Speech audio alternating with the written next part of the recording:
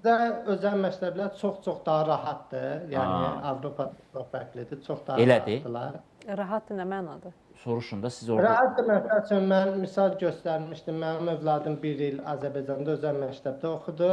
1 il ərzində, 1 il sonra çıxışını istədim, sənədlərini istədim və 1 il ərzində bu uşağın məktəbə qeydiyyatı olmayıb. Təhsil Nazirliyinin mənim övladımın o məktəbdə təhsil aldığından xəbəri olmayıb. Yəni Bu rahatlıq yox, bu qanunsuzluqdur.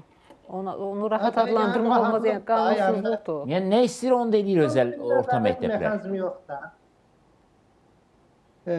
Amma məsəl üçün keçən verilişlərin birində örnək çəkdim. Biz Avropaya girdik, uşaqlarımızla bərabər ölkəyə giriş etdik, evə yerləşdik. Bir həftə sonra dövlətdən evə məktub gəldi ki, övladlarınızı məcburi olaraq məktəbə yazdırmalısınız. Əgər yazdırmasanız valideyn olaraq sizə cəza verəcəyik. Əgər yazdırmaqda, məktəbə qeydiyyatda hər hansı bir problemimiz varsa, dövlət olaraq biz sizə hər cür dəstək verməyə hazırıq. Amma Azərbaycanda heç kim soruşmadı. 1 il, 2 il nədirsə bu uşaq oxudu, oxumadı. Bəli, yəni soruşmadılar. 1 il sonra, yəni sənədlərini aldığımızda müəyyən oldu ki, hələ bizim uşağın məktəbə qeydiyyatı yox imiş. Yəni bu çox acınacaqlı vəziyyətdir. Amma başqa problemlərdən danışmaq istəyirəm müəllim. Məsələn, hər səhər biz övladımızı məktəbə aparıb qoyuruq. Deməli, vəziyyət necədir? Avropada heç kim Avropa, Almaniya üzərindən misal çəkim, məsələn, öz gördüyümü danışım.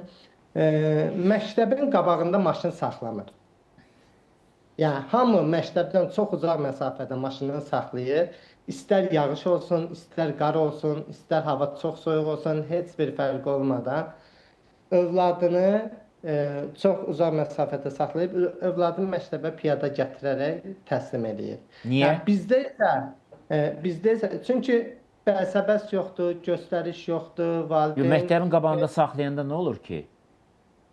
Deyim nə olur? Yəni, bizdə maşını məktəbin içinə az qalsınlar, soxsunlar. Nə olur? Direktor içəridə saxlayanda, məktəbin düz qapısının ağzında içəri saxlayanda valideyn də istəyəcəkdir. Hətta bu ciddi... Yox, burada nəyə gətirib çıxartmaq istəyir? Orada direktorlar harada saxlayır maşınını? Məktəbin içində saxlayır? Xeyr. Direktorun demək olar burada maşını yoxdur. Yəni, bizdə direktorlarımızın tankları var və bir çox hallarda kabinetlərinin qarşısında saxlayırlar və müəllimlər, xadimələr o maşını yumaqla məşğuldular. Yox, burada qəti qadağandır. Ümumiyyətlə, göstəriş Avropada ayıb sayılır. Yəni, birinin maşınının olub... Avropada geri qalıblar onlar. Bu ayıb sayılır və etik olaraq doğru hesab edilmir. Özəlliklə təhsil müəssisələrində işləyən insanlar üçün. Bu ciddi. Universitetlərdə professor heyətinin maşınları, o da qeydiyyat şərti ilə, məsələn, xüsusi parklanma zonasında qeydiyyatdan keçdikdən sonra həmin professorlar öz maşınlarını həmin parklanma ərazisində park edə bilirlər. Aydındır. Amma Bəxtiyar müəllim, niyə məktəbin qarşısında maşın saxlamaq olmaz Avropada? Niyə bu etik sahib? Birincisi, insanlar onu göstəriş olaraq, yəni belə mədəniyyətsizlik bir nümunə olaraq göstərirlər ki, yəni mənim maşınım var, gətirib düz məktəbin içinə soxmuşam. İkincisi, uşaqlara mane olmasın deyə, uşaqlar hərəkət edib, məktəbə rahat girib, rahat çıxsınlar deyə, heç bir maneçilik törətməsinlər deyə daha uzaq məsafədə saxlayırlar. Üçüncüsü, düşünürlər ki, məktəb ərazisi şagirdlər və müəllimlərə də aiddir. Və bu ərazidə, bu ərazinin tam qarşısında onlar rahat bir şəkildə hərəkət eləməlidir. İndi bir sual. Əgər hər hansısa bir sürücü getdi məktəbin qarşısında saxladı, ona hansısa bir şəkildə cəza düşür buna görə? Xeyr, cəza düşmür. Yəni mən şahid oldum. Onu niyə gəlib saxlamırlar? Saxlamırlar.